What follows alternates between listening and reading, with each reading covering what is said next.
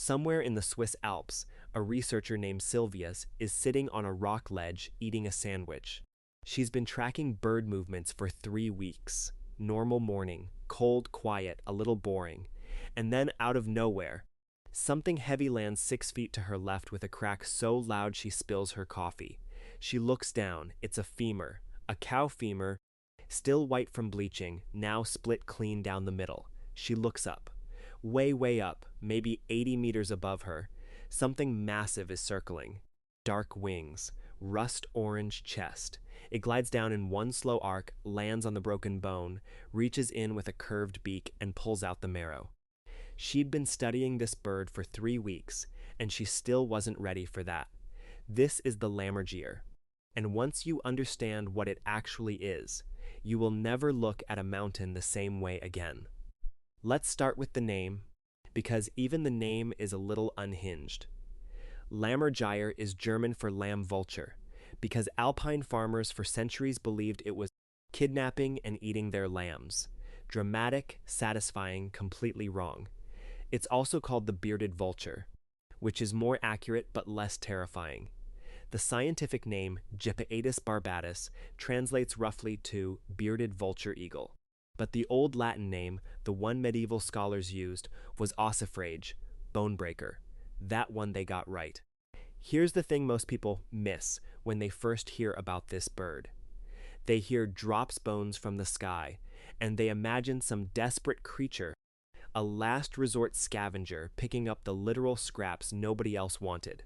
Something pathetic at the bottom of the food chain. That's backwards. The Lammergeier isn't at the bottom of anything. It cracked a code that every other predator on Earth missed entirely. And the proof is in what it eats. When a lion kills a zebra on the savannah, the hierarchy of feeding is ruthlessly efficient. Lion eats first.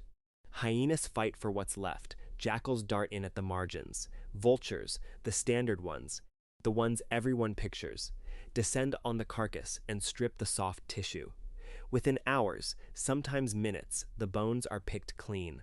And then everyone leaves. The bones stay, because bones are hard to eat, because most animals don't have the stomach for it. Literally. The Lammergeier understood something hundreds of thousands of years ago. There is a food source right there in that abandoned skeleton that nobody is competing for. Pure, dense, calorie-rich bone marrow. A full-sized ungulate femur contains enough marrow to fuel a bird of this size for a significant part of a day. And the bones of an entire large animal? That's weeks of food, left completely untouched. The Lammergeier looked at what everyone abandoned and thought, that's mine. But marrow is locked inside bone. So the bird invented a solution that, when you first hear it, sounds like a nature documentary exaggeration. It picks up the bone in its talons, and the Lammergeier can carry bones up to 4 kilograms, roughly the weight of a small house cat, flies up to a specific type of rocky outcrop it has memorized, and drops the bone from between 50 and 80 meters. The bone hits rock, shatters, marrow exposed, problem solved.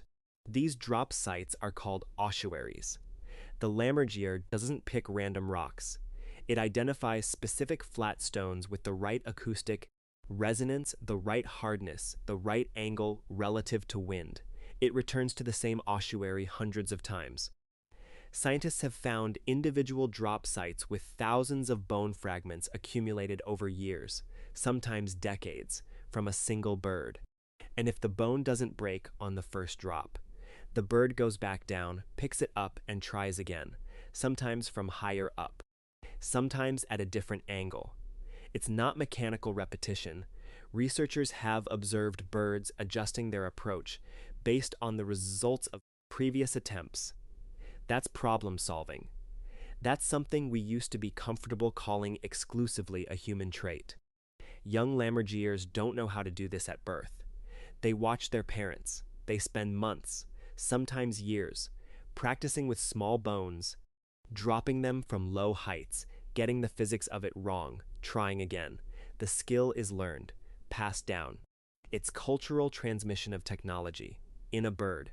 Now, even if a bone breaks, you still have to eat it. And here's where the Lammergeier's evolution gets genuinely surreal. Its stomach acid has a pH of around 1. For context, that puts it in roughly the same territory as battery acid. It's among the strongest known undigestive acids of any vertebrate on the planet. The Lammergeier can swallow bone fragments up to 20 centimeters long, entire ribs, vertebrae, the skulls of small animals, and dissolve them completely within 12 to 24 hours. Bones that would shatter the digestive system of almost any other animal become food. The bird has essentially weaponized its own stomach. Because of this, the Lammergeier doesn't need fresh kills. It doesn't need to compete. It doesn't need to fight. It arrives after everyone else is done, takes what they left behind, and eats like royalty. Its diet is 80 to 90% bone. Nothing else on Earth has a diet like that. Now, the color, because we need to talk about the color. Adult Lammergeiers have this extraordinary rust orange or deep red coloring on their chest and head, warm, almost amber in certain light. Against the gray stone of mountain ridges, it looks like the bird is on fire. For a long time, ornithologists assumed this was natural pigmentation, the way a flamingo is pink from eating shrimp. They were wrong. The Lammergeier is born with white or pale gray feathers on its underside. The orange color is cosmetic. The bird deliberately bathes in iron-rich mud and rubs against iron oxide-stained rock to dye itself. Why? The honest answer is we don't know for certain. The leading hypothesis is social signaling. Birds with deeper, more saturated coloring appear to be older or healthier or more dominant. In Lammergeier society, being orange is a flex. More orange means more wins at ossuary disputes, so these birds actively manage their appearance.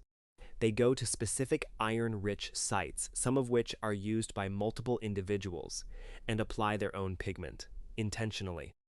There is a bird in the Alps that drops bones from the sky, dissolves them in its stomach acid, and dyes its own feathers to signal status. Humans encountered this bird a long time ago and were, understandably, alarmed. Greek and Roman writers described it with genuine awe and occasional terror. There's a story about Aeschylus, the great Athenian playwright, author of the Oresteia, one of the foundational minds of Western literature, dying when an eagle mistook his bald head for a rock and dropped a tortoise on it. The tortoise-dropping behavior is almost certainly a mythological echo of the Lammergeier's real bone-dropping, filtered through centuries of retelling. Whether the specific story about Aeschylus is true is something we'll never know. But the fact that this behavior was so well documented by ancient observers that it generated mythology tells you something about how long the Lammergeier and humans have been watching each other from opposite sides of a mountain cliff. Medieval Europeans had a worse relationship with it. The lamb vulture reputation was almost purely fabricated. Lammergeiers don't hunt live prey. Their talons aren't built for it, but that didn't stop centuries of persecution. Farmers shot them, poisoned them, destroyed their nests. By the late 19th century, the Lammergeier had been extirpated from the Alps entirely. Gone. A bird that had circled those mountains since the last ice age, that ancient Greeks had written about, that had been dropping bones on those same ossuary rocks for thousands of years, wiped out in a few decades of determined human hostility based on a lie. The last wild Alpine Lammergeier was shot in 1913. In the Bernese Oberland, Switzerland, someone saw that enormous wingspan, that rust-orange chest, thought lamb vulture, and pulled the trigger, and that was the end of it. Over. For 70 years. In 1986, a reintroduction program began. Captive-bred birds, offspring of individuals from populations in Spain, southern France, the Pyrenees, parts of Africa, were released in the Austrian Alps. Slowly, painfully slowly, the population rebuilt. Pairs formed. Nests were established on high ledges that hadn't seen Lammergeier eggs in generations. Drop sites started accumulating bone fragments again.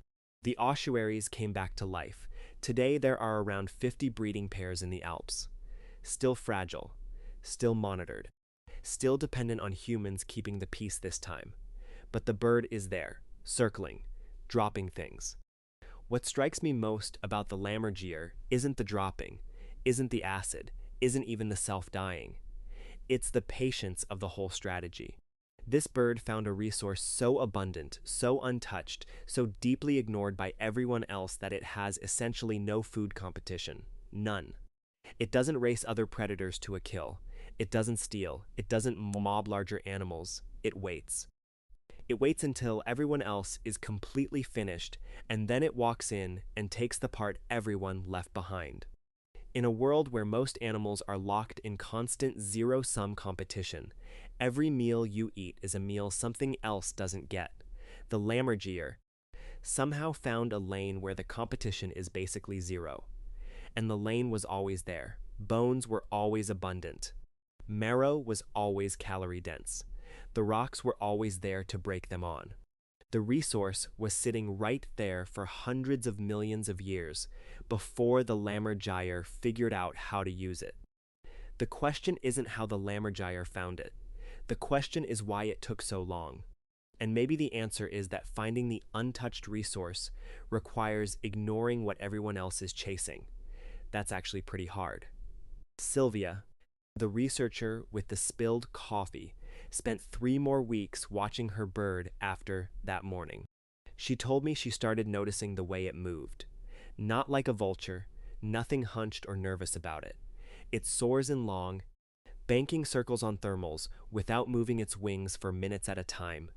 When it finds a bone, it doesn't grab it urgently. It examines it first, assesses the angle, the weight, the likely break point. There's a deliberateness to it that she described, after 3 weeks and 10 pages of field notes, as confidence. A bird that has already solved the hard problem. A bird that isn't worried. She said, watching it drop a bone and then glide down to land exactly where the pieces scattered. Every time, felt less like watching an animal and more like watching someone who'd been doing the same job for a very long time and was very, very good at it. The femur next to her coffee cup was split in 2 clean halves. The marrow had already been scooped out. By the time she finished writing up her notes, the bird was already back up near the ridge, already finding the next one. If this bird has made you look at the mountain differently, leave a comment telling me what other creatures you think found a resource everyone else just walked past, because I have a feeling the Lammergeier isn't the only one, and I'm planning to go looking.